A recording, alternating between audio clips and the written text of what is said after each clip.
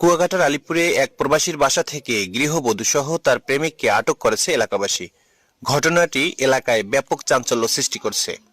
স্থানীয় সূত্রে জানা যায়, আটক যুবক মোহাম্মদ শামীম পার্শ্ববর্তী ধুলাসার ইউনিয়নের ৯ নম্বর ওয়ার্ডে ইব্রাহিম মিয়ার ছেলে।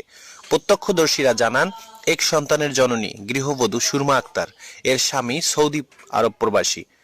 প্রায় ২ মাস আগে মোবাইল ফোনে কথোপকথনের সূত্র ধরে গৃহবধূ এবং ওই যুবকের মধ্যে পরক্রিয়া সম্পর্ক গড়ে ওঠে। শনিবার গভীর রাতে ওই প্রবাসীর ঘরে গৃহবধূ ও তার প্রেমিক অবস্থান করছিলেন। এমন সংবাদের ভিত্তিতে স্থানীয়রা সেখানে গিয়ে হাতে নাতে তাদের আটক করেন। খবর পেয়ে এলাকায় ছড়িয়ে পড়লে উত্তেজনাকর পরিস্থিতি সৃষ্টি হয়।